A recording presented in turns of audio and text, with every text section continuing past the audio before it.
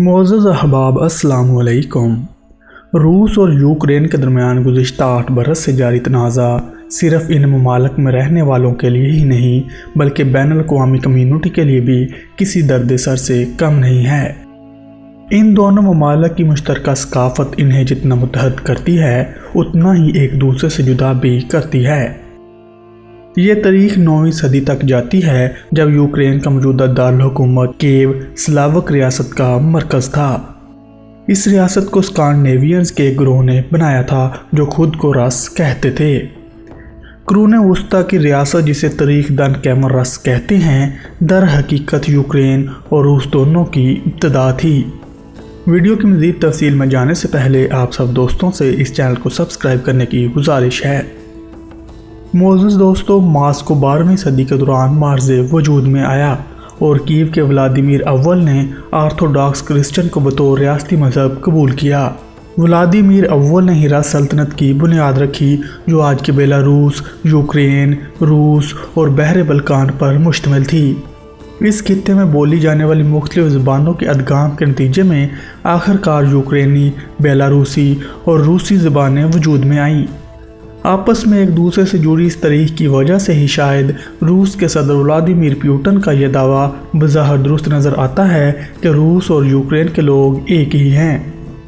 लेकिन माहिरीन के मुताबिक चाहे रूस और यूक्रेन की इब्तदा एक थी लेकिन गुज़िश्ता 9 सदियों के दौरान यूक्रेनियों का तजर्बा बहुत मुख्तलिफ रहा है और उसकी वजह मुल्क को तकसीम करने वाली मुख्तलिफ ताकतों की हुक्मरानी थी। यूनिवर्सिटी कॉलेज लंदन के प्रोफेसर एंड्रयू विल्सन के मुताबिक ज़रूरी है कि यूक्रेन और इसके खित्ते और शनाख्त को एक मरबूत यूनिट की बजाय एक पहेली के तौर पर देखा जाए। 13वीं सदी के दौरान रस फेडरेशन को मंगोल सल्तनत ने फतह कर लिया लेकिन 14वीं सदी के अख्ताम पर मंगोल सल्तनत के ज़वाल पर मास्को की ग्रैंड प्रिंसिपलिटी और ग्रैंड डच ऑफ लिथुआनिया जो बाद में पोलैंड में शामिल हो गया, इसने रसलैंड को तस्लीम कर लिया। कीव और इसके गिर्द के इलाके पोलैंड, लिथुआनिया कॉमनवेल्थ के ज़ेर हुकूमत आ गए जबकि मगरबी यूक्रेन में मौजूद गलेसिया एक तवील अरसे तक हैब्सबर्ग सल्तनत का हिस्सा रहा जिसके सकाफती नकूश आज भी मौजूद हैं।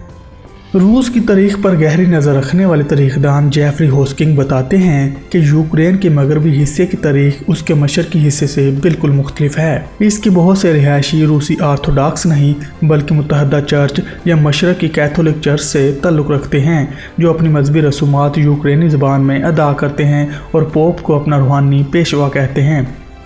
आज के यूक्रेन का एक और हिस्सा जिसका माजी बहुत मुख्तलिफ है क्रीमिया है जिसकी जड़ें यूनानी और तातारी हैं।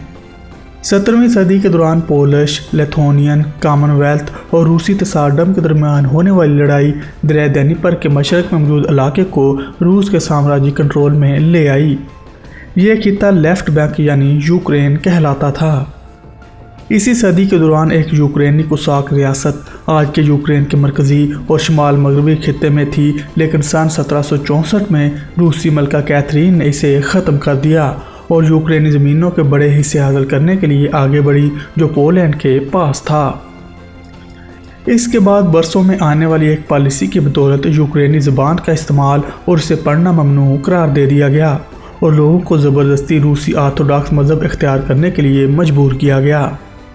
इसी दौरान मगरबी इलाकों में हुब्बुल वतनी ने जड़ें पकड़ना शुरू कर दी और पोलैंड से ऑस्ट्रिया तक बहुत से लोगों ने रूसियों से मुख्तलिफ होने के लिए खुद को यूक्रेनी कहना शुरू कर दिया।